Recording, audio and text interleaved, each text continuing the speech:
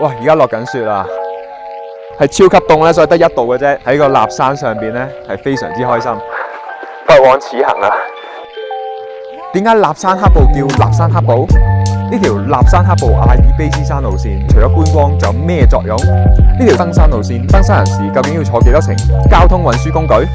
歡迎嚟到哈利高比背背頻道。我哋今日要去呢個立山黑步，帶大家行一轉立山黑步，究竟有啲乜嘢玩 ？Let's go！呢一條立山黑步阿爾卑斯山路線係由立山車站出發到線澤，分成7個小段落，要坐6程交通工具。今段片一於等哈利同埋我貝貝深入介紹下每一段段落入邊嘅特色同埋古仔。第一個段落，立山車站，海拔475米，而家係山腳14度。呢度咧就有啲御寒衣物咧 ，in case 着唔夠衫，咁你就可以喺呢度買。陣上到去最高點咧，膝堂2度左右。呢個係用黑布士銀盤酒做嘅朱古力 brownie， 個面咧係一層朱古力啦，然後個底就係 brownie。有少少酒味，少少，試過超級好食。上山之前，充飢嘅食堂咧都係算係 OK 噶啦，不過不失。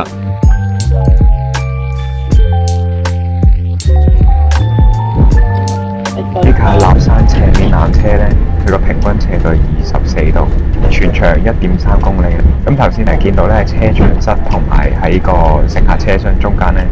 放嘅空間嘅，係運啲物資啦，同埋運一啲必須嘅車輛上山嘅。比呂皮977海拔，呢度咧係一個茂密嘅樹林地帶嚟嘅喎。呢度亦都係觀鳥嘅聖地嚟嘅。而家第二個段落由美呂平坐立山高原巴士咧，50分鐘去到膝堂雪之大谷嗰度。我哋到膝堂嘅雪之大谷，海拔2390米，係超級凍咧，所以得1度嘅啫。即刻要加翻口先，我哋係咁啱撞正落雪，啲風咧大，所以雪之大谷冇開。不過咧同時間咧可以喺呢度，仲有可以喺雪之回廊嗰度兜個圈。咁我哋坐巴士都經過雪之大谷噶啦，所以都 OK 嘅。可以感受到一路落雪一路行呢個喺個立山上邊咧係非常之開心。出到室外之後可以免費影張相嘅。就係一個細相嚟嘅。如果咧你中意嘅話咧，就俾2000 yen 咧就可以帶埋張大相翻屋企啦。點解立山黑步叫立山黑步？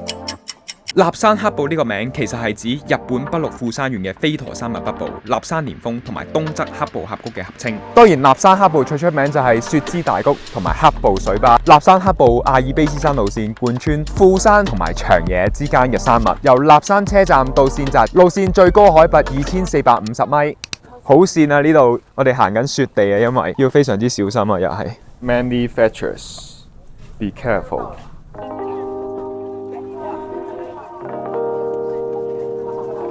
海拔2450米嘅膝堂係立山黑步阿爾卑斯山路線嘅最高一個點。咁當然呢度最出名嘅就係雪之大谷啦。咁雪之大谷咧係每年年初係人工開闢出嚟嘅一條雪道啦，全長500米嘅，高長咧今年有成16米㗎，開山嗰時。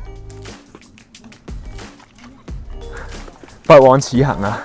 頭先諗住以為雪之大谷閂咗唔俾行，諗住咩都冇得睇，點知其實一樣有咁多嘢睇。即係咧，我覺得如果雪之大谷冇開咧，我哋係完全唔會上嚟咯。其實呢度仲靚啊，係嘛？真係開心。第3個段落就係由膝堂坐電氣巴士經過立山隧道去大觀峰。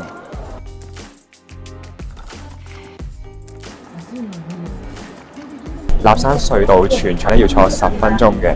最初隧道巴士係用柴油，但係因為廢氣同埋噪音問題，喺96年引進無軌電車巴士。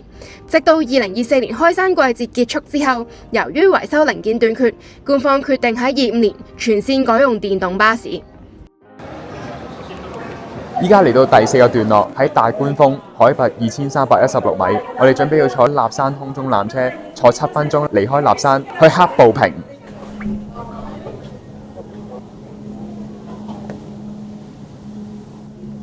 哇哦！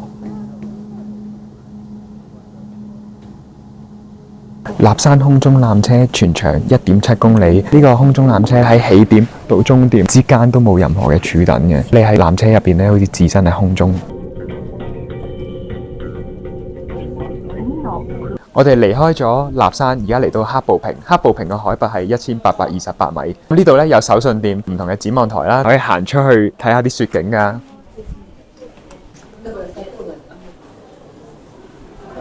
咁嚟到第5個段落，喺黑布坪咧就會坐黑布斜面纜車去黑布湖嘅，咁就所需5分鐘嘅啫，好快。而家坐緊呢個黑布斜面纜車，最大嘅坡度咧有成31度啊！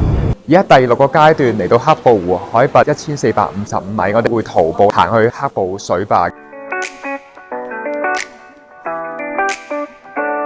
黑布水壩海拔1470米，係日本最高嘅水力發電站。佢係一個壩高186米嘅拱形水壩嚟嘅。佢嘅發電量夠俾100萬個家庭用足足1年㗎。呢條貫穿富山同長野之間山脈嘅路線，除咗觀光嘅作用之外，其實仲有另一個目的嘅，就係工程嘅運輸啦。喺2戰結束之後，日本嘅經濟慢慢復甦，電力需求都逐漸增加。於是關西電力就選擇咗喺黑布村嘅上游去整一個水壩，用咗一個水力發電嘅。不過起個水壩咧，要起一條運送材料物資嘅路線咧，就必不可少。穿越山脈嘅運輸路線喺起嘅過程入邊就相當唔容易。其中由線澤到黑布村嘅隧道，更加遇上咗嚴峻嘅工程問題。佢哋遇到破碎帶啦同埋湧水嘅問題，就令到工程遲遲都未能夠完成。但係工程團隊咧不斷努力，最終喺1971年呢條立山黑布阿爾卑斯山路線正式完工。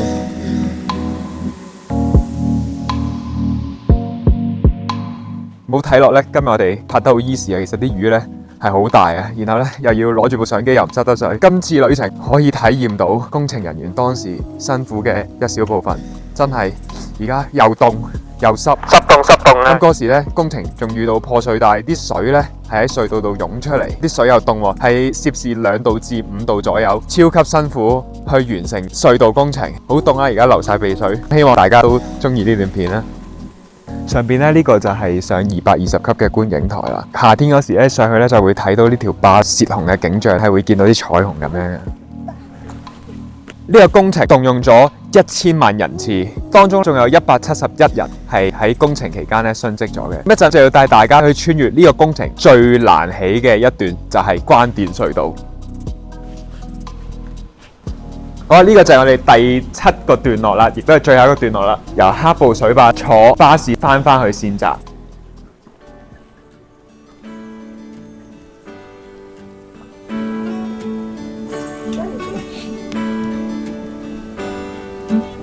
通過隧道咧，你會見到破碎帶嘅標示嘅。嚟啦！眼前藍色燈光呢一段就係長80米嘅斷層破碎帶。工程期間每秒噴出660公升嘅地下水同埋大量沙石。依家我哋用10秒就駛過呢一段80米嘅路程，當年足足花咗7個月先順利打通。